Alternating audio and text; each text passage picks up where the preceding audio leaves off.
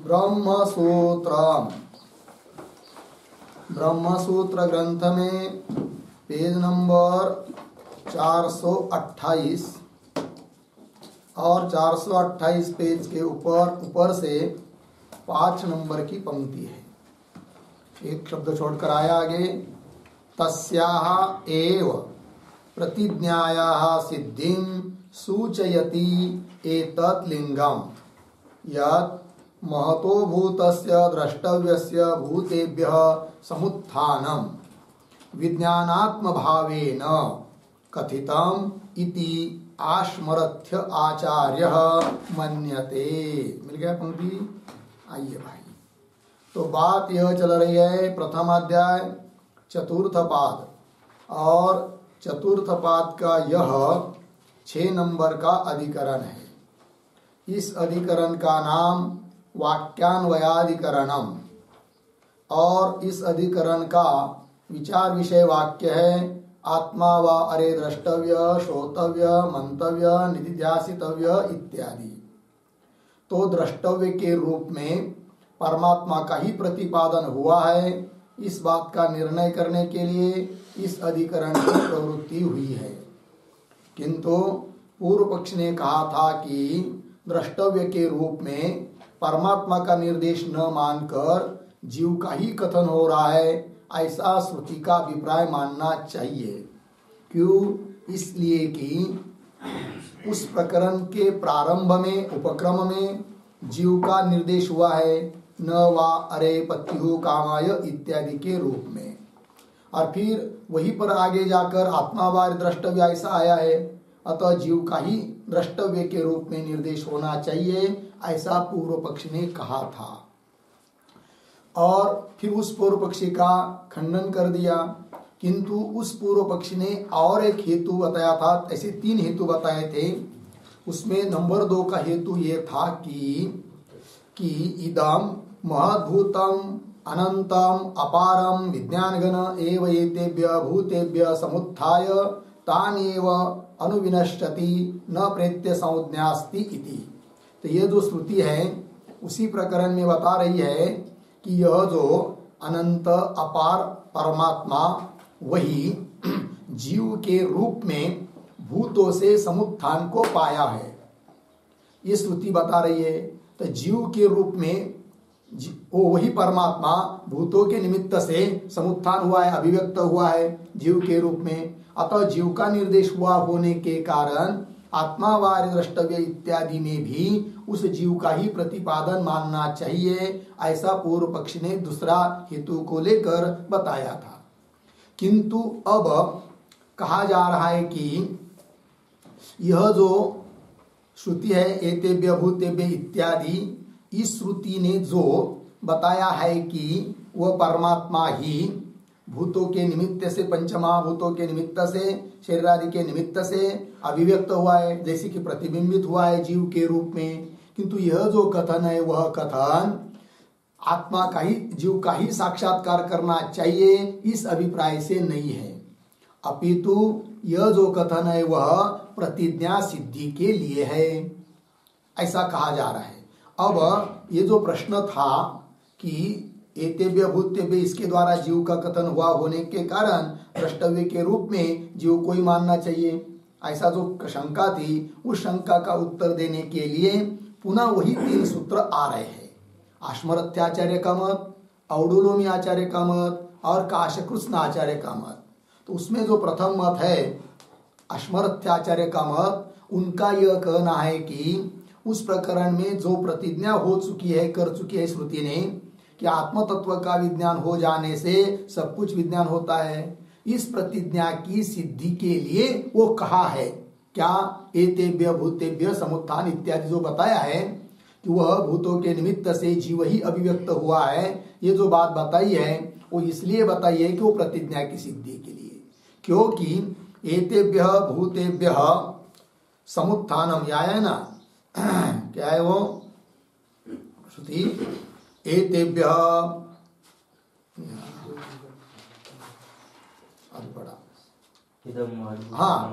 इदम महद्भूतम, या सुगा इदम महद्भूतम अनंतरम अपारम विज्ञानम विज्ञान घन इत्यादि जो श्रुति है उसमें आगे आया है कि एतेभ्य भूतेभ्य समुत्थाय।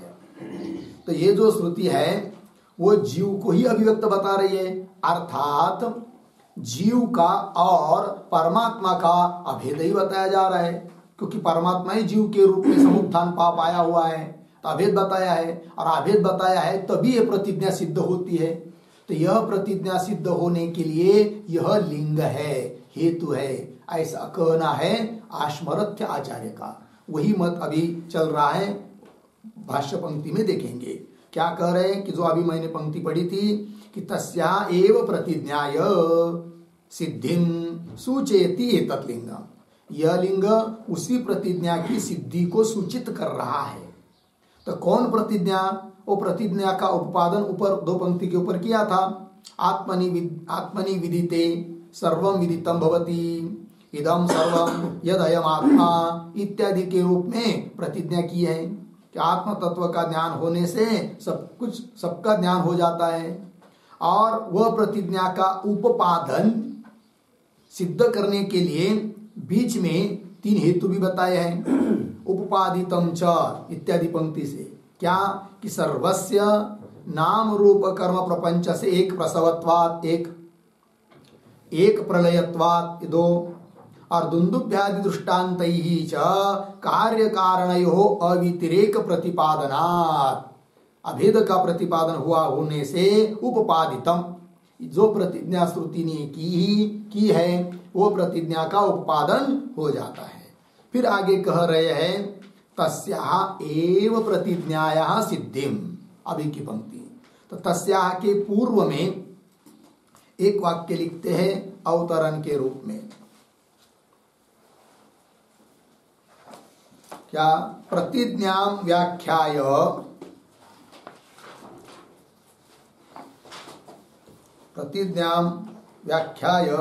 अवशिष्टम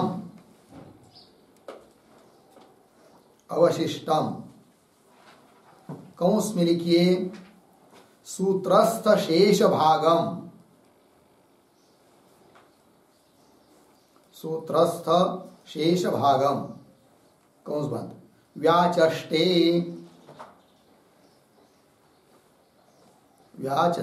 तस्याः इति। ठीक है,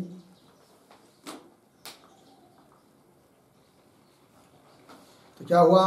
प्रतिज्ञा व्याख्याय, प्रतिज्ञा की है श्रुति ने, उस प्रतिज्ञा का निरूपण करके फिर अवशिष्ट अर्थात सूत्रस्थ जो शेष भाग, क्योंकि आश्मरथ्य आचार्य का मत बताने वाला जो सूत्र आया था प्रतिज्ञा सिद्धेर लिंगम आश्मरथ्य, तो प्रतिज्ञा सिद्धे, तो प्रतिज्ञा क्या है? वो प्रतिज्ञा का उपादान किया। अब उस प्रतिज्ञा की सिद्धि में ये लिंग है, तो लिंगम आश्मरथ्य इत्यादि जो सूत्र का भाग व्याख्यान करने के लिए बचा हुआ है उसकी अब व्याख्या कर रहे हैं। तो प्रतिज्ञा सिद्धे, प्रतिज्ञा बताई, उस प्रतिज्ञा की सिद्धि में यह लिंग है। कौन लिंग है? उस लिंग को बता रहे हैं। ठीक है, तो आश्मरथ्याचार्य के अनुसार संगति लग जाएगी उस शंका की। कौन शंका? कि समुत्थान के रूप में यदि जीव ही अभिव्यक्त हुआ है, परमात्मा ही जीव के रूप में अभिव्यक्त हुआ है, तो उसी का प्रतिपादन होना चाहिए द्रष्टव्य रूप से। ये जो शंका है, तो उसके लिए कह रहे हैं कि भाई जो प्रतिज्ञा श्रुति ने की है उस प्रतिज्ञा की सिद्धि के लिए ये कहा है कि एतेभ्य भूतेभ्य समुत्थाय इत्यादि, ये बता रहे अब आश्मरथ्य आचार्य। पंक्ति को देखिए, पहले पंक्ति को पढ़ता हूं फिर उस शब्दों का अन्वय करेंगे। तस्याः एव प्रतिज्ञायाः सिद्धिं सूचयति एतत् लिंगम यत् महतो भूतस्य द्रष्टव्यस्य भूतेभ्य समुत्थानं विज्ञानात्म भावेन कथितम् इति आश्मरथ्य आचार्य मन्यते। यहाँ तक तो शब्दों का अन्वय करेंगे जरा। बीच में आया है यत् महतो भूतस्य द्रष्टव्यस्य भूतेभ्य, इतना यन् महता भूतस्य द्रष्टव्यस्य भूतेभ्य। उसके बाद एक शब्द छोड़कर आगे विज्ञानात्म भावेन, उसके पीछे समुत्थानम, आगे कथितम, होगा ना, कथितम, फिर पीछे आइए, एतत् लिंगम, फिर शुरू में तस्याः एव प्रतिज्ञायाः सिद्धिं सूचयति, फिर अंतिम में इति आश्मरथ्यः आचार्यः मन्यते।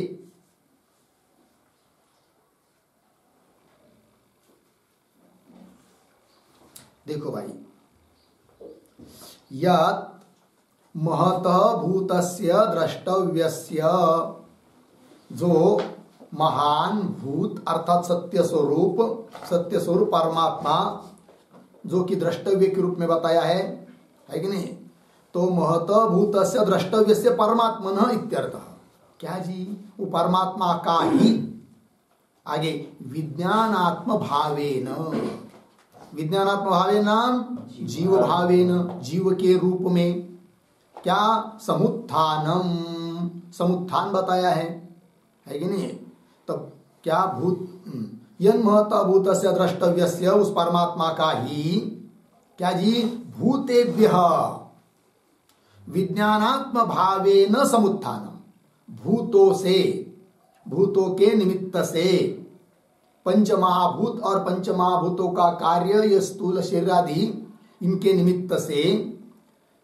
इसको लेकर, इसको उपाधि, इस उपाधि से विज्ञानात्म भावेन समुत्थान, विज्ञानात्म भाव से जीव के रूप में समुत्थान हुआ है कि नहीं, सामान्य रूप से जीव भाव से अभिव्यक्त हुआ है। ये बात कौन, परमात्मा ही जीव के रूप में अभिव्यक्त हुआ है भूतों के निमित्त से, समुत्थानम, ठीक है। फिर आगे कथितम, ये समुत्थान कहाँ है, तो ये जो कहाँ है समुत्थान, ये क्या है, ये तत्लिंगम, यही लिंग है, किसके लिए, तस्याः एव प्रतिज्ञाया सिद्धिम सूचित, यह लिंग उस प्रतिज्ञा की सिद्धि को सूचित करता है। कौन प्रतिज्ञा, एक परमात्मा का ज्ञान हो जाने से सब कुछ ज्ञात हो जाता है, आत्मनिविदिते सर्वम विदितम भवति, इस प्रतिज्ञा को सूचित करता है। इति आश्मरथ्य आचार्य मन्यते, ऐसे आश्मरथ्य आचार्य मानते हैं। बात लगी, थोड़ा सा और समझते हैं। क्या होता क्या है, जैसे कि समझ लीजिए आकाश में सूर्य है और यहाँ पर पृथ्वी पर किसी स्वच्छ पात्र में जल भर दिया और खुले मैदान में रख लिया, फिर उस सूर्य का प्रतिबिंब उसमें पड़ता है, उस पानी में पड़ता है, बराबर है कि नहीं। तो क्या हुआ, इस बात को हम ऐसा कह सकते हैं कि सूर्य का जल पात्र से समुत्थान हुआ। सूर्य ही क्या हुआ, सूर्य का क्या हुआ, जल पात्र से समुत्थान हुआ, अर्थात जल पात्र में जैसे कि वो अभिव्यक्त हुआ प्रतिबिंब के रूप में, है कि नहीं। और जब जल पात्र नष्ट हो जाता है या पानी नष्ट हो जाता है तो वो प्रतिबिंब भी नष्ट हो जाता है, नष्ट हो जाता है मतलब बिंब के साथ अभिन्न एक रूप हो जाता है, ये बात है। तो जैसे जल पात्र से समुत्थान बता रहे हैं, किसका, सूर्य का, तो इस बताने में अभिप्राय यह होता है कि वह सूर्य ही जल पात्र के निमित्त से समुत्थान को पाया है, अभिव्यक्ति को पाया है, अतः वो प्रतिबिंब रूप जो प्रतीत हो रहा है, प्रतिबिंब जल पात्र में, उसका और सूर्य का अभेद है, दोनों में भेद नहीं है, ये बात सिद्ध होती है। उस प्रकार परम क्या अनंत अपार जो महान भूत सत्य स्वरूप परमात्मा कि जिसका साक्षात्कार करने के लिए क्या है, ब्रह्म, वो ब्रह्म तत्व ही क्या जी, भूतों से समुत्थान को पाया है। भूत मतलब कौन, पंचमहाभूत, और पंचमहाभूतों का कार्य यह जो स्थूल शरीर सूक्ष्म शरीर वगैरह, तो इसमें वो जीव भाव रूप से, जीव रूप से अभिव्यक्ति को पाया हुआ है, अभिव्यक्त हुआ है, अर्थात जैसे कि उस ब्रह्म का ही जीव के रूप में क्या है, प्रतिबिंब है, ये समुत्थान हुआ है, अर्थात उस ब्रह्म का और जीव का अभेद ही है। फिर ये जो समुत्थान बताया, अभेद बताया, ये किस लिए बताया है, तो इस पर पूर्व पक्षी कहता है कि जीव की अभिव्यक्ति बताई है, उस परमात्मा ही जीव के रूप में भूतों से अभिव्यक्त हुआ, तो जीव का प्रतिपादन हो रहा है, अतः आत्मावार्य द्रष्टव्य इत्यादि के रूप में, द्रष्टव्य के रूप में जीव को ही कहना चाहिए, ऐसा पूर्व पक्षी बोलता है। किंतु इस पर आश्मरत्याचार्य कहते हैं कि वो जीव रूप से कथन है, द्रष्टव्य रूप से वो बात छोड़ो, है कि नहीं। वो जो कहा है अभेद, समुत्थान रूप अभेद, वो इसलिए कहा है कि प्रतिज्ञा की सिद्धि के लिए। कौन प्रतिज्ञा? एक आत्मा तत्व को जानने से सब कुछ जाना जाता है, क्योंकि जीव का और परमात्मा का अभेद सिद्ध होने से ही वो प्रतिज्ञा सिद्ध होती है। जीव का और परमात्मा का अत्यंत भेद रहेगा तो परमात्मा को जान लेने पर भी सब कुछ जान लिया ये सिद्ध नहीं हो पाएगा, क्योंकि परमात्मा से अत्यंत आवेदिक भिन्न मानोगे किसको? जीव को। अतः अत्यंत भिन्न भी नहीं है और वेदांतियों की तरह अत्यंत अभिन्न भी नहीं है, अपितु भेद सहित अभेद। किनका मत? आश्वरत्य आचार्य का मत है। किंतु यहां पर इस श्रुति में समुत्थान करके जो बताया है वो अभेद बताया है, और वो इसलिए बताया है कि प्रतिज्ञा की सिद्धि के लिए बताया है। अतः आत्मा व द्रष्टव्य इत्यादि में भी उस जीव का प्रतिपादन मानो, चाहे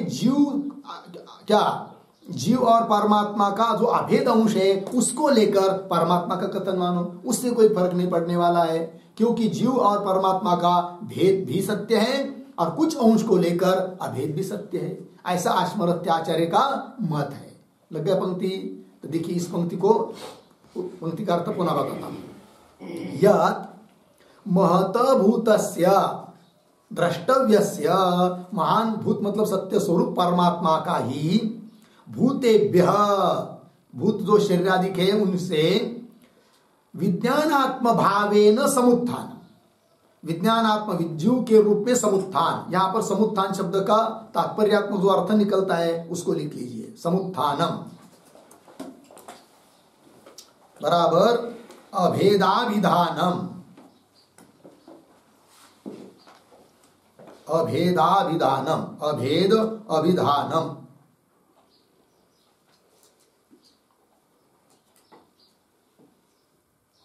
अभेद अभिधानम, अभेदाभिधानम, ठीक है। अभेद का अभिधान, अभेद का कथन, क्योंकि परमात्मा ही जीव के रूप में हो, इसका मतलब जीव का और परमात्मा का अभेद है, ये अर्थ हुआ।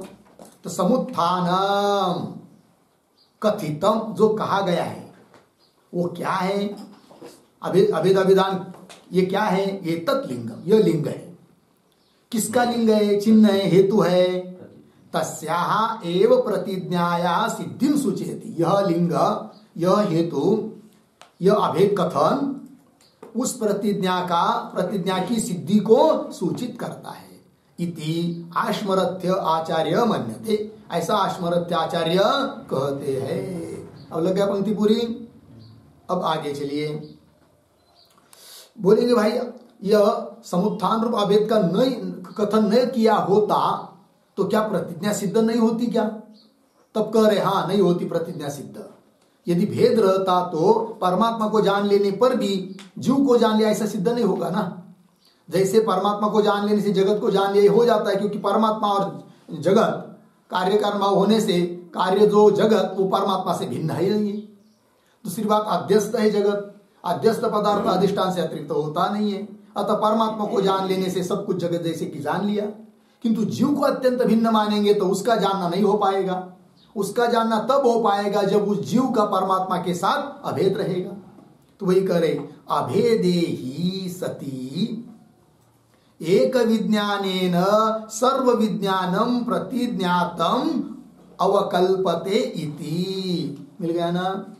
अभेदे ही सती, अभेद रहने पर ही, एक विज्ञानेन, एक परमात्मा तत्व को जान लेने से, सर्व विज्ञानम, सबका ज्ञान हो गया है। ये जो प्रतिज्ञा है प्रतिज्ञातम अवकल्पते, लग गया जी, मतलब उपपन्न होता है। अवकल्पते उपपन्नम भवति, अवकल्पते का अर्थ क्या है? उपपन्नम भवति, उपपन्न हो जाता है। अवकल्पते इति हो गया। अभेद रहने पर ही एक के विज्ञान से सबका ज्ञान, ये जो प्रतिज्ञात है जिसकी प्रतिज्ञा कर चुके हैं वो अवकल्पते उपपन्न होता है।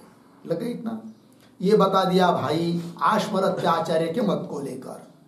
अब जो दूसरा मत था औडुलोमी आचार्य का, उनके अनुसार ये समुत्थान क्या है, क्यों अभेद बताया है समुत्थान श्रुति में, एतेभ्य भूतेभ्य समुत्थाय इत्यादि पर, तब वो औडुलोमी आचार्य अपना मत बता रहे हैं।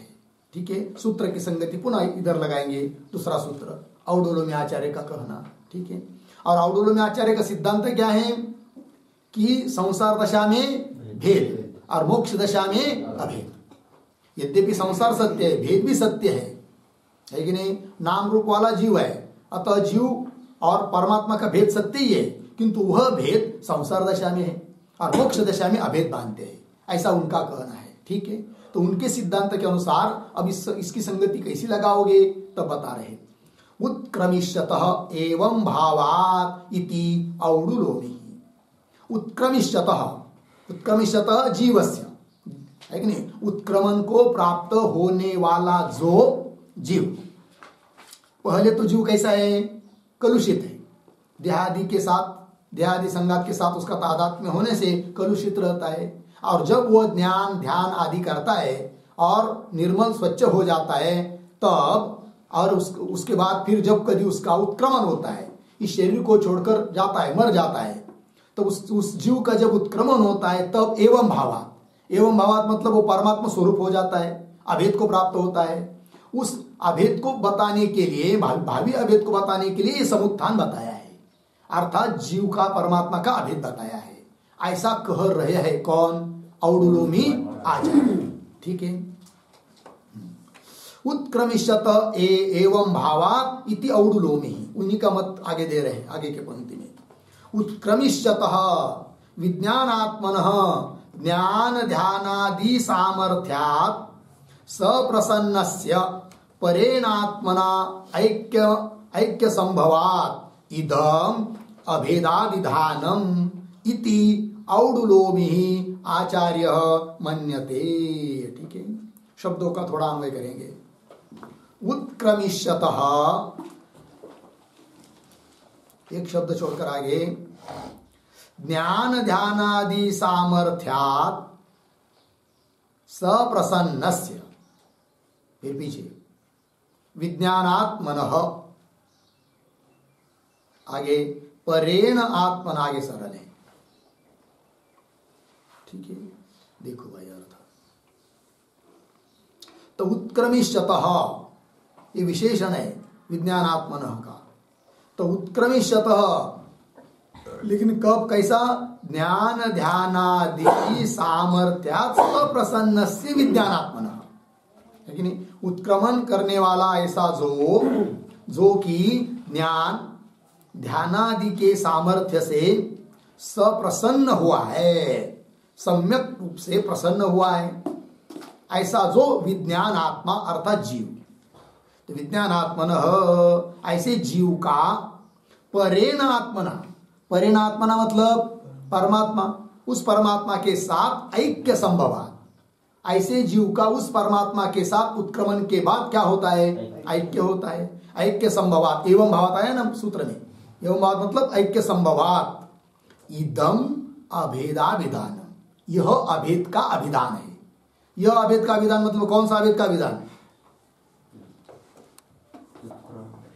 हाँ, समुत्थानम, अभी बताया ना ऊपर, एतेभ्य भूतेभ्य समुत्थाय इत्यादि श्रुति में जो समुत्थान बताया है, समुत्थान का अर्थ आपको अभी लिख के दिया, अभेद अभिधान। क्योंकि परमात्मा ही जीव के रूप में है तो वो अभेद ही दोनों का, तो इसको इसलिए उसको कहेंगे अभेद का अभिधान, अभेद का कथन। तो यह जो एतेभ्य भूतेभ्य समुत्थाय इत्यादि में समुत्थान रूप अभेद का अभिधान है, अभेद का कथन है, वो किस लिए है भाई? सप्रसन्न जीव का परमात्मा के साथ ऐक्य संभव है, इसलिए यहां पर अभेद का अभिधान बता चुके हैं श्रुति में। संसार दशा में यद्यपि अभेद नहीं है, किंतु उत्क्रमण होने के बाद उस परमात्मा के साथ ऐक्य हो जाता है जीव का, इसको दृष्टि में रखकर ये बात बताई है, अभेद अभिधान बताया है, समुत्थान बताया है। लग गया पंक्ति? परेण आत्मना ऐक्य संभवात् इदम अभेदाभिधानम। तो अभेदाभिधानम के ऊपर लिख के रख सकते हैं एक शब्द समुत्थानम, समझ में आने के लिए। वो अभेदाभिधान क्या है, कहा बताया, गड़बड़ न हो जाए। तो इदम अभेदाभिधानम मतलब समुत्थानम, कौन में ऊपर उसके माथे पर। इति औडुलोमी ही आचार्य मन्यते, ऐसे औडुलोमी आचार्य कहते हैं। लग गया? तो दो सूत्रों की संगति लगा दी। जो पूर्व पक्ष का बीज था, पूर्व पक्षी का पूर्व पक्षी को अपने बात रखने के लिए जो 3 बात बताई थी, है कि नहीं, पहले उपक्रम, फिर उसके बाद समुत्थान। तो समुत्थान को लेकर जो प्रश्न हुआ था, उस प्रश्न का उत्तर देने के लिए पुनः 3 सूत्रों को घटा रहे हैं। तो उन 3 सूत्रों में आश्मरत्याचार्य का मत और औडुलुनि आचार्य का मत अभी तक बताया। अब तीसरा जो है काशकृष्ण आचार्य का मत, उनको अब घटा रहे हैं। ठीक है, तो वो तीसरा मत बताने के वाला सूत्र है अवस्थिते रीति काशकृष्ण। ठीक, आगे चलिए। अस्य एव परमात्मनः अनेन अपि विज्ञानात्म भावेन अवस्थानात् उपपन्नम इदम अभेदाभिधानम इति काशकृष्ण आचार्य मन्यते। ठीक है, देखो भाई, काशकृष्ण आचार्य का क्या सिद्धांत है, वो वेदांत के लिए अनुकूल है, श्रुति सम्मत है। ठीक है ना, उनका कहना यह है कि जीव और परमात्मा का अत्यंत अभेद है, कभी भेद हुआ ही नहीं। संसार दशा में भी क्या है, अभेद ही है, और भेद है वो उपाधिकृत है, अतः भेद कल्पित है, संसार मिथ्या है, ऐसा उनका कहना है। ठीक है, तो वो संगति लगाते हैं कि समुत्थान मतलब अभेद अभिधान जो बताया है, एतेभ्य भूतेभ्य समुत्थान, जीव भाव से अभिव्यक्ति वगैरह जो बताया है, वो इसलिए बताया है कि समुत्थान कि परमात्मा और जीवात्मा इनका कभी भेद हुआ ही नहीं है, अभेद ही है, इसलिए वहां पर जीव के रूप में समुत्थान बता दिया, कोई दिक्कत नहीं, दोनों को कोई भेद होता ही नहीं है। ये बात पंक्ति देखिए, अस्य एव परमात्मनः, यही इसी परमात्मा का अनेन अपि विज्ञानात्म भावेन, इस जीवात्मा के रूप में भी अवस्थान, जीवात्मा के रूप में स्थित कौन है, परमात्मा ही है। ठीक है ना, अवस्थान दोनों एक ही है, इसलिए उपपन्न कह दिया कि भूतों से समुत्थान हुआ, क्योंकि वो जीवात्मा और परमात्मा दो है ही नहीं है कि नहीं। समुत्थानात् उपपन्नम इदम, क्या विज्ञानात्म भावेन अवस्थानात्, पंक्ति पुनः देखिए, अस्य एव परमात्मनः अनेन अपि विज्ञानात्म भावेन, विज्ञानात्म भाव से जीव के रूप में अवस्थान स्थिति होने से, परमात्मा की जीव के रूप में स्थिति होने से उपपन्नम इदम, ये उपपन्न हो जाता है, क्या, अभेदाभिधानम इति काशकृष्ण आचार्य मन्यते। लग गया जी, आइए आगे। ये बात हो गई, किंतु इसी के आधार पर और कुछ शंका आक्षेप हो रहा है। क्या आक्षेप है, और बहुत मार्मिक बात है वो, क्योंकि श्रुति का स्पष्ट क्या तात्पर्य है वो भी उसमें समझ में आएगा। तो आगे पंक्ति, ननु उच्छेदाभिधानम एतत् एतेभ्यो भूतेभ्य समुत्थाय तानेव अनुविनश्यति न प्रेत्य संज्ञास्ति इति कथम एतत् अभेदाभिधानम। ये पूर्व पक्षी यहां तक। तो ननु के ऊपर लिखिए आक्षेप,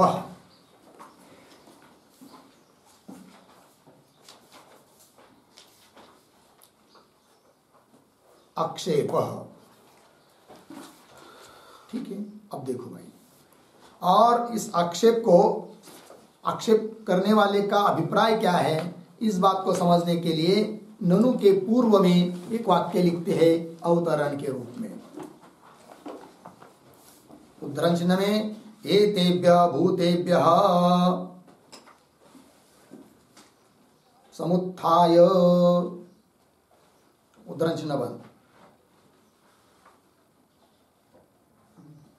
इत्यादिना जीवस्य जन्मनाशौ उक्तौ, जन्मनाशौ उक्तौ अर्धविराम, न अभेदः इति आक्षिप्य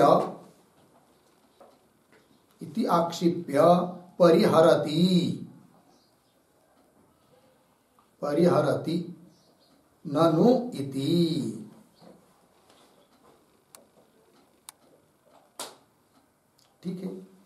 देखो भाई, तो पूर्व पक्षी का क्या अभिप्राय है कि एतेभ्य भूतेभ्य समुत्थाय इत्यादि श्रुति ने क्या कहा है कि जीव का जन्म और नाश बताया है, क्योंकि श्रुति साफ साफ कह रही कि एतेभ्य भूतेभ्य समुत्थाय तान एव अनुविनश्यति न प्रेत्य संज्ञास्ति, है कि नहीं। तो इन भूतों से समुत्थान बताया, अभिव्यक्ति बताई, अर्थात जीव का जन्म बताया। फिर उसके बाद तानी एव अनुविनश्यति, वो भूत आदि शरीर आदि नष्ट हो जाते तब प्रेत्य जीव वो मर जाता है, फिर संज्ञा न संज्ञा अस्ति, प्रेत्य संज्ञा न अस्ति, अर्थात उसका नाश बताया। कहने का तात्पर्य इस श्रुति में तो जीव की उत्पत्ति और जीव का नाश, जीव का जन्म और जीव का नाश बताया है, न कि अभेद बताया है। और कैसे कह रहे हो तुम कि इस श्रुति में जो अभेद अभिधान हुआ है वह प्रतिज्ञा सिद्धि के लिए लिंग है, या भावी अभेद होने वाला है इसलिए अभेद बताया है, या जीव परमात्मा का अत्यंत अभेद है इसलिए यह अभेद अभिधान है, ऐसा तीन के द्वारा जो उत्तर दिया आपने, ये कैसा अभेद अभिधान कर रही श्रुति से? ऐसा अभिप्राय किसका? पूर्व पक्षी। बात लग रही ना? देखिए फिर, ननु उच्छेद अभिधान में तत्, नाश का अभिधान है यह। कौन सा? एतेभ्य भूतेभ्य समुत्थाय तान एव अनुविनश्यति न प्रेत्य संज्ञास्ति इति। कथम एतद् अभेद अभिधानम? इस श्रुति ने अभेद का प्रतिपादन किया, ये आप कैसा बोल रहे हो? ये शंका भी। इन पदों का थोड़ा अन्वय करेंगे। ननु, फिर दो चिन्ह शब्द जोड़कर आगे, एतेभ्य भूतेभ्य समुत्थाय तान एव अनुविनश्यति न प्रेत्य संज्ञास्ति इति। फिर पीछाइए, इति के बाद इति पीछाइए, एतत्, उसके पीछे उच्छेदाभिधानम, उच्छेदाभिधानम अर्धविराम, फिर आगे अंतिम में कथम एतत् अभेदाभिधानम, कथम एतत् अभेदाभिधानम, हो गया अर्थ। देखिए, ननु पूर्व पक्षी बोल रहा है कि एतेभ्य भूतेभ्य समुत्थाय, इन भूतों से समुत्थान को पाया है जीव, परमात्मा ही जीव के रूप में समुत्थान को पाया है, अभिव्यक्त हुआ है भूतों को लेकर, भूतों के निमित्त से। और फिर तानी एव अनुविनश्यति, उन भूतों का शरीरादिकों का जब नाश हो जाता है तो उसके पीछे इसका भी नाश हो जाता है, और जब नाश हो जाता है, मर जाता है, तब प्रेत्य न संज्ञास्ति, उसका कोई नाम निशान नहीं रहता है, इसका मतलब नाश। इति, इस प्रकार एतत्, ये कथन क्या कर रहा है? उच्छेद अभिधान, यह उच्छेद का विधान है, नाश का अभिधान है, नाश का कथन है। फिर कैसा तुम बोल रहे हो कि यह अभेद का विधान है? कथम एतत् अभेद अभिधानम, शंका समझ में है ना? ऐसा पूर्व पक्षी क्या कर रहा है? शंका। तब उत्तर दे रहे उसका, नैष दोष, न एष दोष, एष दोष इत्यादि से उत्तर दे रहे हैं। तो नैष दोष इसके ऊपर लिखिए समाधानम, समाधान हो गया ना। और नैष दोष इसके पूर्व में एक वाक्य लिखते हैं अवतरण, विनाशोक्ते है, विनाशोक्ते है विषयांतर संभवात, विषयांतर संभवात आत्मनः उच्छेदाविषयत्वात्, उच्छेद अविषयत्वात्, उच्छेदाविषयत्वात्, उच्छेद अविषयत्वात् युक्तम अभेदाभिधानम, युक्तम अभेदाभिधानम इति आह नैष इति।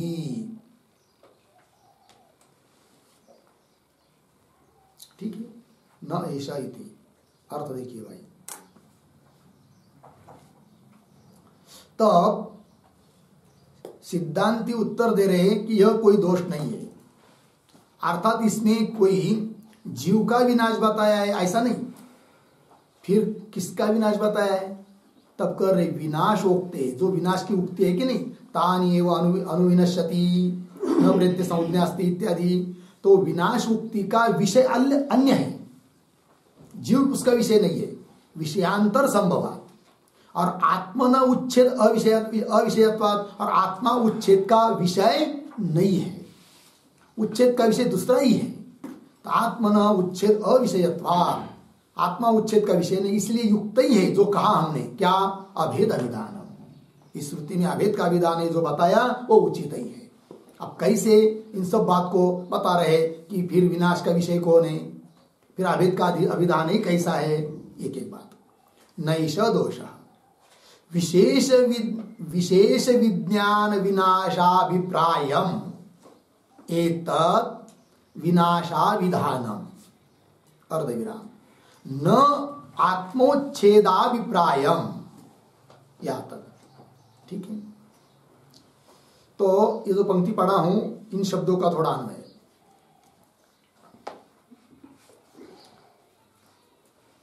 नैष दोष के आगे ए बीच में आया है एतत् विनाशाभिधानम, एतत् विनाशाभिधानम, पीछे आइए विशेष विज्ञान विनाशाभिप्रायम। ठीक, फिर अंतिम में आत्मोच्छेदाभिप्रायम, उसके पीछे न, आत्मोच्छेदाभिप्रायम न। ठीक, अर्थ देखिए भाई। तो सिद्धांति उत्तर दे रहे हैं कि ये तद विनाशाभिधानम, इस श्रुति में विनाश का भी अभिधान है, बराबर है, मानते हम, नहीं क्या कह रहे, किंतु यह विनाश का अभिधान, अभिधान मतलब कथन किसका है, वो किसका विनाश बताया जा रहा है? तब कह रहे कि विशेष विज्ञान विनाश अभिप्राय, विशेष विज्ञान, विज्ञान ज्ञान, ठीक है ना, सामान्य ज्ञान, विशेष ज्ञान। तो आत्मा जो है ज्ञान स्वरूप है, वो सामान्य ज्ञान है, और विशेष ज्ञान मतलब जैसे जीव को जो ज्ञान हो रहा है, अयम घट अयम पट यह है कि नहीं, सब मैं देवदत्त देवदत्त हूं, ये सब ज्ञान, ये विशेष ज्ञान है, उसका नाश होता है।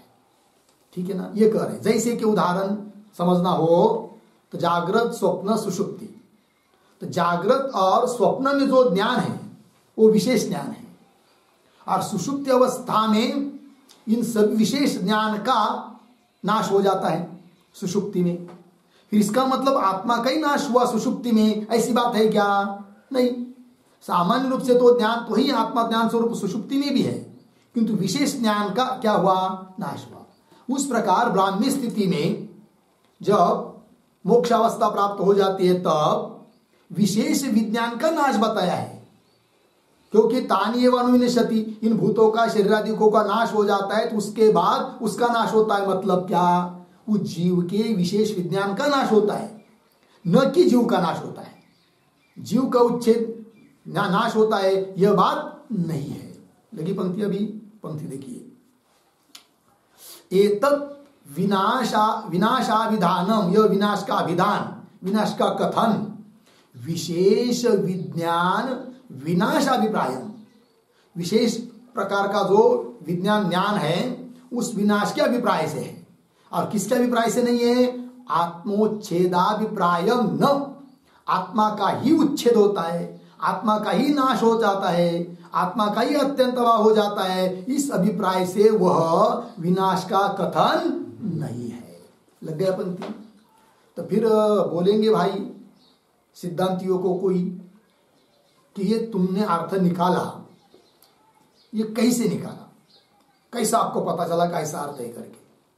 तब बता रहे भगवान भाष्यकार सिद्धांती कि जो प्रश्न ये पूर्व पक्षी तुमको अभी हुआ था कि यह विनाश का अभिधान है, जीव का नाश और विनाश, क्या उत्पत्ति और नाश, जन्म और नाश बताया जा रहा है, अभेद का विधान कैसा है, ऐसा जो पूर्व पक्षी तुमको प्रश्न हुआ ना, इसी प्रकार का प्रश्न उस मैत्री को भी हुआ था वहां पर। और फिर उसका उत्तर याज्ञवल्क्य मुनि ने इसी प्रकार से दिया कि जैसे मैंने आपको तुमको पूर्व पक्ष को उत्तर दिया, ये कह रहे। अतः यह विनाश का अभिधान विशेष विज्ञान के अभिप्राय से है, आत्मा के उच्छेद के अभिप्राय से नहीं है। क्योंकि ये सब बात सुनकर तानि एव अनुविनशति न प्रेत्य संज्ञास्ति, ये सब बात सुनकर उनको भी इसी प्रकार का प्रश्न उत्पन्न हुआ था। किनको? मैत्रेय को। तब उसका उत्तर दिया था याज्ञवल्क्य ने। वो क्या प्रश्न था उत्पन्न हुआ था मैत्रेय को, कि जिसका उत्तर पुनः याज्ञवल्क्य जी ने इसी प्रकार दिया, वो सब बताओ फिर हमको।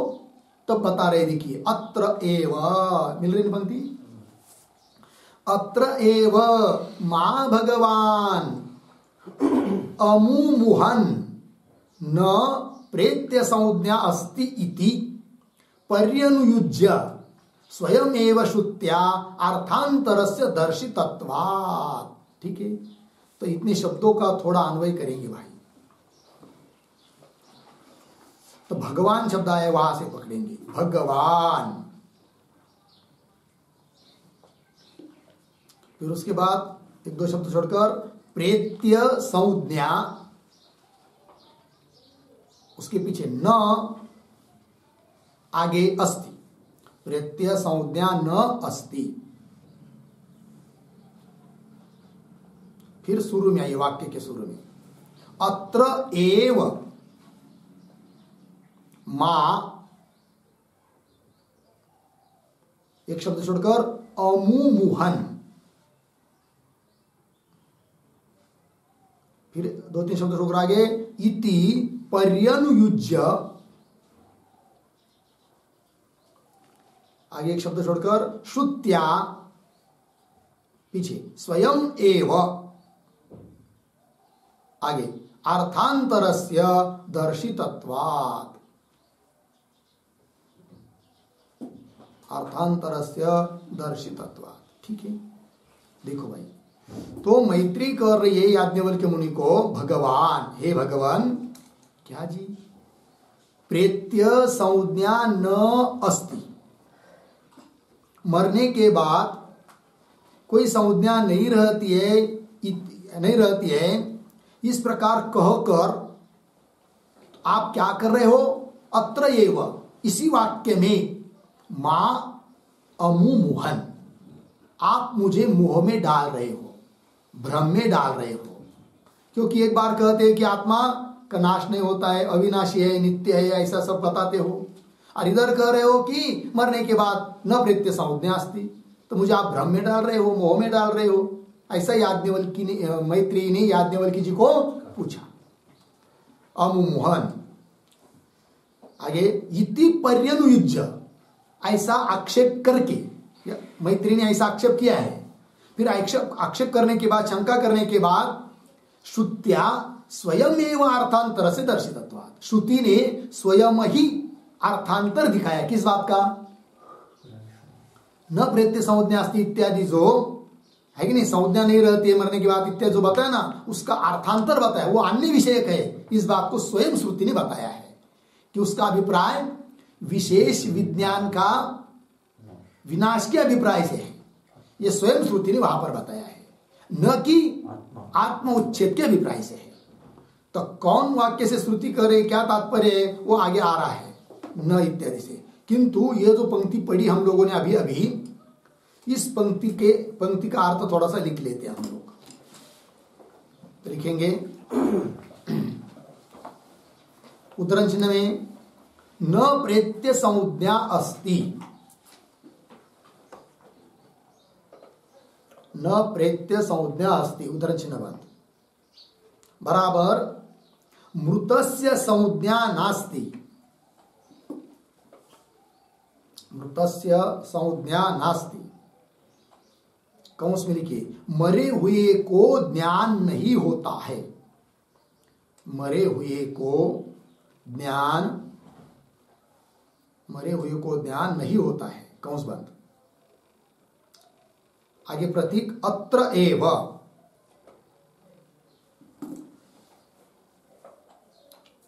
प्रतीक है अत्र एव, बराबर इति वाक्ये, इति वाक्य। भगवान प्रतीक, भगवान बराबर हे भगवान।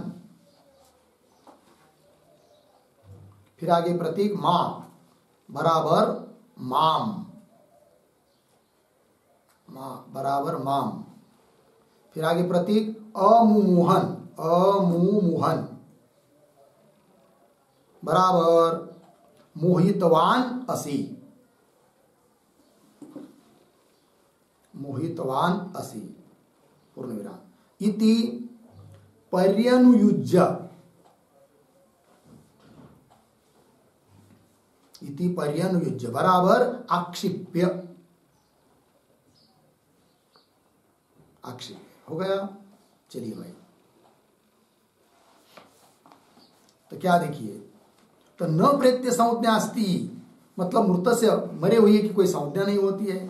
अत्र एव मतलब इस वाक्य में ही न प्रेत्य संज्ञा अस्ति, इस वाक्य में भगवान हे भगवान, मां, मां मतलब मुझे, मैत्री कर रही है, मुझे आप क्या कर रहे हो, अमोहन मोहितवान अस्ति, भ्रम में डाल रहे हो। इति पर्यनुयुज्य मतलब आक्षेप्य, ऐसा आक्षेप किया है। ठीक है, आइए मूल में। इति पर्यनुयुज्य लग गया ना, श्रुत्या स्वयं एवं अर्थांतर से दर्शितत्वात्, श्रुति ने स्वयं ही उन वाक्य का अन्य अर्थ दिखाया है। तो क्या दिखाया है वो, आगे की पंक्ति में, न वा अरे मोहम ब्रवीमि अविनाशी वा अरे अयम आत्मा अनुच्छित धर्मा मात्रा असंसर्गस्य भवति इति, यहाँ तक। तो जो पंक्ति चालू हुई ना, न वा अरे इत्यादि, उसके पूर्व में एक छोटा वाक्य लिखते अवतरण के रूप में, ज्ञान रूपस्य आत्मनः,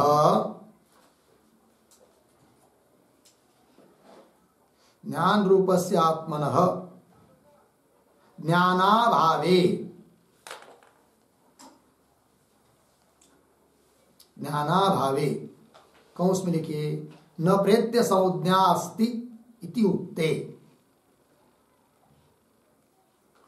न प्रेत्य संज्ञा अस्ति इति उक्ते कौंस बंद, नाश प्रसंगात, नाश प्रसंगात इति मैत्रेय्या, इति मैत्रेय्या उक्तः मुनिः आह, उक्तः मुनिः आह न वा इति। ठीक है, देखो भाई अर्थ, तो ज्ञान रूपस्य आत्मनः, ज्ञान स्वरूप आत्मा का ज्ञानाभावे है कि नहीं, जब उसका ज्ञान नहीं रहता है तब अर्थात नाश हो जाता है। न प्रत्यय संज्ञा अस्ति ऐसा कहने पर नाश प्रसंगात, नाश हो जाएगा फिर, क्योंकि क्या कह रही श्रुति, न प्रत्यय संज्ञा अस्ति मतलब उसका ज्ञान का अभाव बता रही है, और ज्ञान का अभाव हो जाना मतलब उसका नाश हो जाएगा। और ऐसा प्रश्न किया किसने, मैत्रेय ने। तो इस प्रकार से मैत्रेय्या उक्तः मुनि, मैत्रेय के द्वारा कहा गया मुनि है कि नहीं, तो वो मुनि याज्ञवल्क्य मुनि उस मैत्रेय के प्रश्न का उत्तर दे रहे न वा इत्यादि पंक्ति के द्वारा। तो देखो भाई, पंक्ति को पढ़ता हूं पुनः, फिर बाद में अन्वय, फिर अर्थ। न वा अरे अहम मोहम ब्रवीमि अविनाशी वा अरे अयम आत्मा अनुच्छिति धर्मा मात्रा असंसर्ग तु अस्य भवति इति। अब थोड़ा अन्वय करते हैं। शुरू के दो शब्द जोड़कर, अरे अहम मोहम, पीछे आइए, न वा ब्रवीमि, न वा ब्रवीमि। फिर थोड़ा तो एक दो शब्द आगे जाकर, क्यों सीधा करिए, अविनाशी वा अरे अयम आत्मा अनुचित धर्म,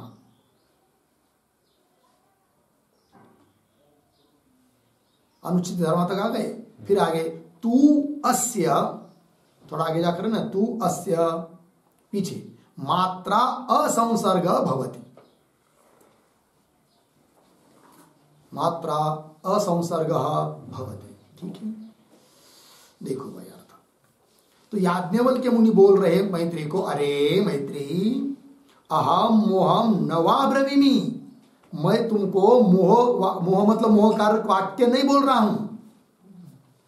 मोहम पद आया ना, तो मोहम पद का अर्थ लिखिए, मोहम बराबर मोह कारक वाक्यम, मोहम बराबर मोह कारक वाक्यम, हो गया ना। देखो अर्थ, अरे मैत्री अहम मैं मोहम नवा ब्रवीमी, मैं तुमको मोह नहीं बोल रहा हूं। मोह नहीं बोल रहा मतलब मोह कारक वाक्य नहीं बोल रहा हूं, मतलब जिससे भ्रम हो जाए ऐसा वाक्य नहीं बोल रहा हूं कि जिससे तुम संभ्रमित हो जाएगी। क्योंकि एक जगह कह रहे आत्मा का नाश नहीं होता है, इधर कह रहे नाश होता है, तुमको कुछ भी समझ में नहीं आ जाए, तुमको दिंगुड़ हो जाए, ऐसा इस प्रकार का वाक्य मैं तुमको नहीं बोल रहा हूं। इदम इत्थम बोल रहा हूं, जो है वैसा ही बोल रहा हूं, ऐसा मुनि कह रहे हैं, है कि नहीं। मोहम न ब्रवीमी, क्यों?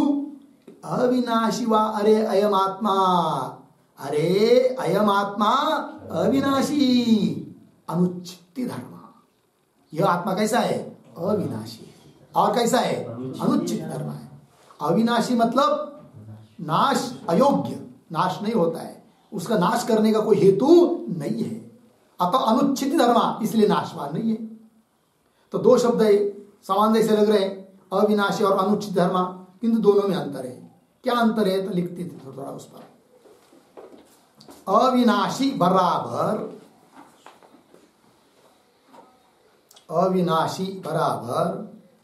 नाश हेतु शून्य,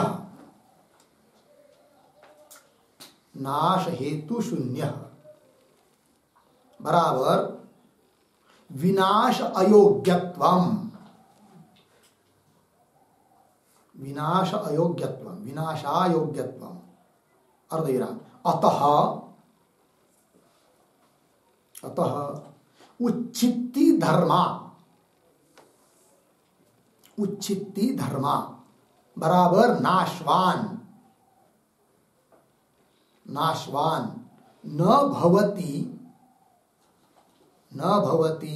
इति अनुच्छित्ति धर्मा, ठीक है। देखो भाई अर्थ, अविनाशी शब्द का अर्थ कर दिया नाश हेतु शून्य, नाश के जितने भी हेतु है उससे रहित, अर्थात विनाश अयोग्य है आत्मा, और विनाश के लिए अयोग्य है, इसलिए अनुच्छित्त धर्म है। अनुच्छित्त धर्म मतलब क्या? हाँ, तो उच्छित्ति धर्म का शब्द का अर्थ होता है नाशवान, और उच्छित्ति धर्म मतलब नाशवान न भवति इति अनुच्छित्ति धर्म, इसलिए नाशवान नहीं है, क्योंकि उसके लिए कोई नाश का हेतु नहीं है, अतः वो नाशवान नहीं है। ये बात बता दी, इसलिए थोड़ा अंतर हुआ। आइए मूल पंक्ति में, अविनाशी वा अरे अयम आत्मा अविनाशी अतः अनुच्छित्ति धर्म, ठीक है। फिर वो मैत्री बोलेगी, आप बोल रहे हो कि आत्मा अविनाशी है, अनुच्छित्ति धर्म है, मैं तुमको मोह कारक वाक्य नहीं बोल रहा हूं, ये आप कह रहे हो। किंतु जो पहले अभिवाक्य का इसके पहले कि न प्रत्यय संज्ञास्ति, मरने के बाद उसका कोई ज्ञान नहीं रहता है, इसकी क्या संगति? जबकि आत्मा को तुम कह रहे अविनाशी अनुचित धर्म, और उधर क्या कहा? न प्रत्यय संज्ञास्ति, संज्ञा मतलब उसका कोई ध्यान कुछ नहीं रहता है उस समय, अर्थात उसका नाश हो जाता है, अर्थ निकल आ रहा है, उसका क्या फिर? तब उसका उत्तर दे रहे अंतिम पाद में, तू अस्य मात्रा असंसर्ग भवति। लग गया कि नहीं? ये जो पंक्ति की नहीं मात्रा इत्यादि से शुरू हुई श्रुति में ही, तो मात्रा के पूर्व में एक छोटा वाक्य लिखा होता है, कथम तर्हि उद्धरण चिन्ह में न प्रेत्य संज्ञास्ति इत्यादि, न प्रेत्य संज्ञास्ति इत्यादि अर्धविराम, तत्र आह मात्रा इति,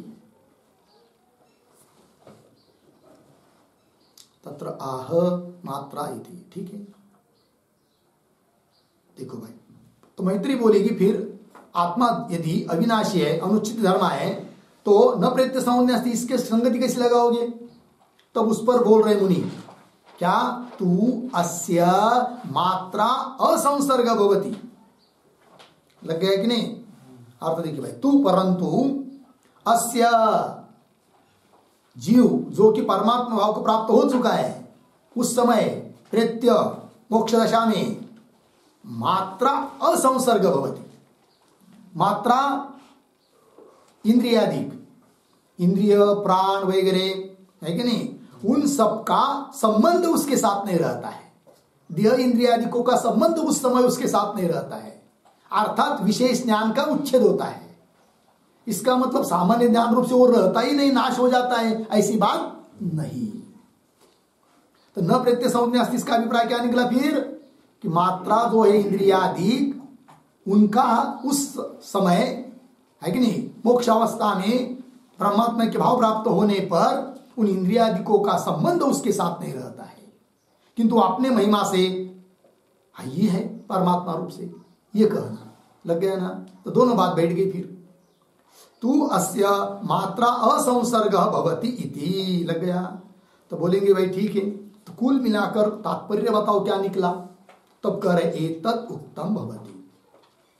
एतत् उत्तम भवति मतलब आशय यह है कि, तात्पर्य यह है कि क्या वो दे रहे आगे, किंतु उसके पहले एतत् उत्तम भवति, एतत् के पहले एक वाक्य लिखते हैं,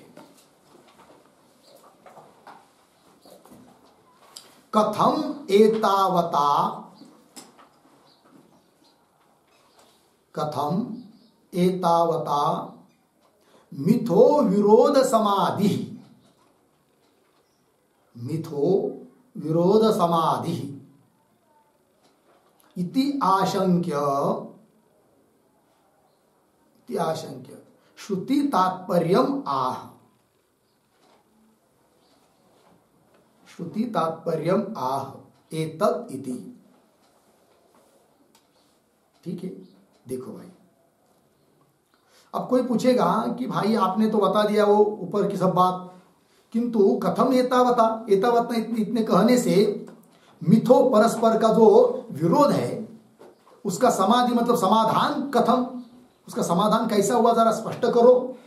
तब कह रहे एतत् उत्तम भवति, तात्पर्य यह है कि क्या, आगे की पंक्ति को पढ़ता हूं, कूटस्थ नित्य एव अयम विज्ञान घन आत्मा न अस्य उच्छेद प्रसंग अस्ति।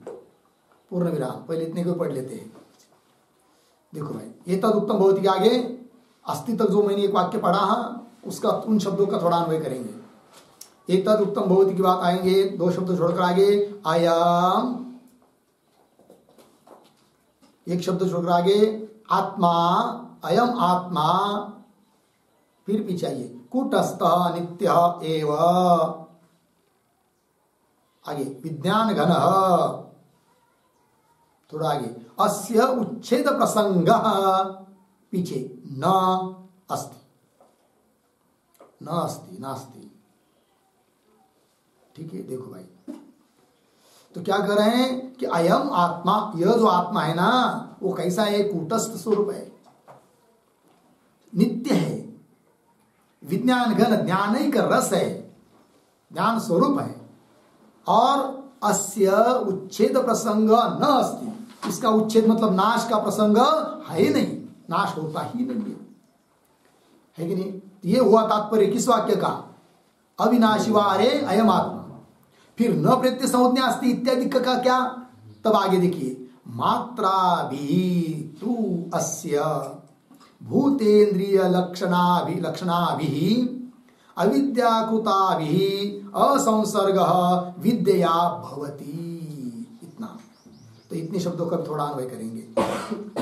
बीच में आया है अविद्याकृताभि,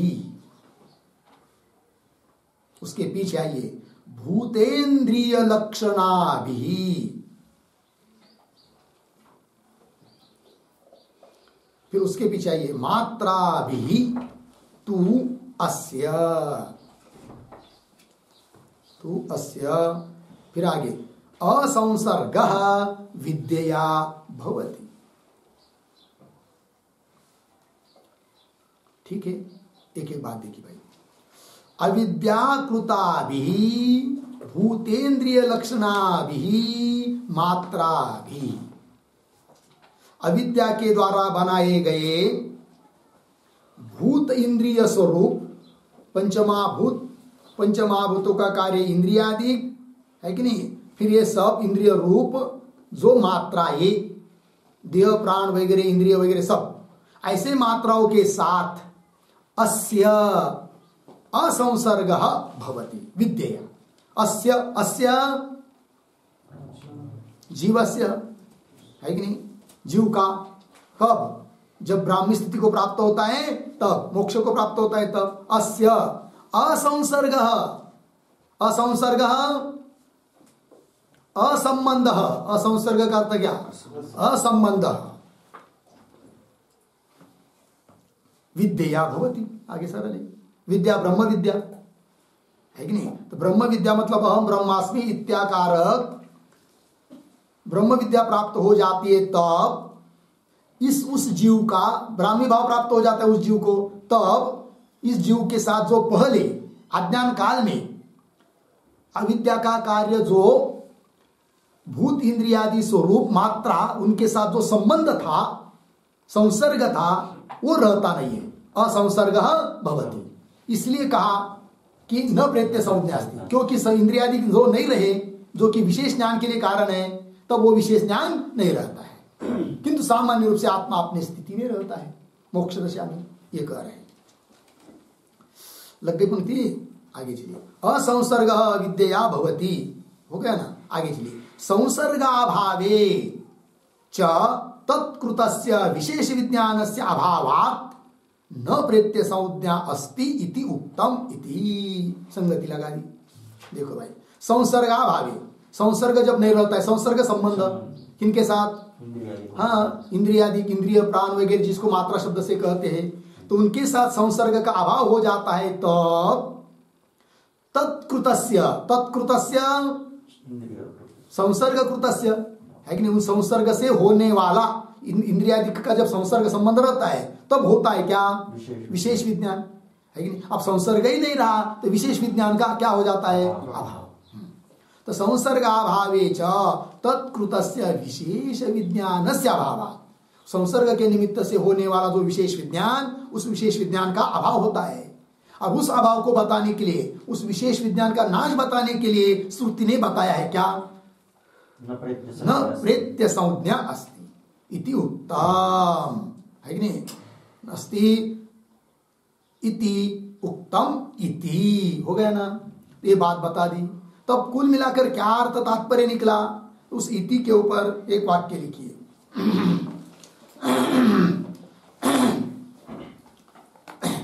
इति अतः, इति अतः उद्धरण चिन्ह में आगे एतेभ्य भूतेभ्य, उद्धरण चिन्ह 1, इत्यत्र अभेदाविधानम एव अस्ति, अभेदाविधानम एव अस्ति, अर्धविराम, न जन्मनाशौ उक्तौ भवतः, न जन्मनाशौ उक्तौ भवतः इति, हो गया। देखो भाई, ये बात पूरी हो जाती है। फिर क्या, इति तो ऐसा होने से, एतेभ्य भूतेभ्य समुत्थाय इत्यत्र अभेद का अभिधान ही बताया है। पूर्व पक्षी शंका की थी ना क्या, कि यहां पर तो जीव का जन्म और नाश बताया है, अभेद अभिधान हुआ है एतेभ्य भूतेभ्य समुत्थाय इत्यादि में, ये कैसा बोल रहे हो, ये शंका थी कि नहीं। तब उस शंका का यहां तक उत्तर दे दिया, ठीक है कि नहीं। फिर कुल मिलाकर यही सिद्ध हुआ कि एतेभ्य भूतेभ्य समुत्थाय इत्यादि के द्वारा अभेद का अभिधान ही है कि नहीं। यहां पर जीव का जन्म नाश बताया, ऐसी बात नहीं है, ये बात हो गई। तो पूर्व पक्षी का समाधान हुआ। अतः वो जो तीन लोगों ने समाधान दिया है वो ठीक है। आश्मरत्याचार्य कहते हैं कि प्रतिज्ञा की सिद्धि के लिए लिंग है समुत्थान, अभेद अभिधान। और औडुरु में आचार्य कहते हैं कि मोक्ष दशा में अभेद होने वाला है, उस दृष्टि को लेकर अभेद का विधान है। और काशकृष्णाचार्य कहते हैं कि जीव ब्रह्म हमेशा का अभेद है, अतः अभेद अभिधान है, वो बात सिद्ध हुई। और एतेभ्य भूतेभ्य इस पंक्ति में, इस श्रुति में अभेद का विधान है, न कि जीव का जन्म और नाश। तो पूर्व पक्षी का भी समाधान हो गया। लग गए पंक्ति। आइए, इत्यत्र अभेद विधानम एव अस्ति न जन्म नाश उक्तौ भवतः इति। होगा इतना? हाँ, ये बात हो गई भाई यहां तक पूरी। तो आगे आ रहा यद्यपि उक्तम, मतलब पूर्व पक्षी को अपनी बात रखने के लिए उस पूर्व पक्षी के जो 3 बीज थे, 3 में से 2 का समाधान अभी तक हुआ। अब तीसरा था क्या? नवा अरे नहीं, विज्ञातारम अरे केन विजानीयात्, है कि नहीं? विज्ञातारम ज्ञान कर्तृत्व होता है, और ज्ञान का कर्ता तो जीव होता है, और जीव का कथन हुआ होने से आत्मावार द्रष्टव्य, यहाँ पर जीव का ही कथन होना चाहिए, ऐसा जो पूर्व पक्षी ने कहा था। तो विज्ञातारम शब्द को लेकर तो वो क्या कहा था पूर्व पक्षी ने, फिर उसका समाधान कैसा करना है, इन बातों का विचार हम लोग कल करते हैं। ठीक है। ओम पूर्णमदः पूर्णमिदं पूर्णात् पूर्णमुदच्यते पूर्णस्य पूर्णमादाय पूर्णमेवावशिष्यते। ओम शांति शांति शांति।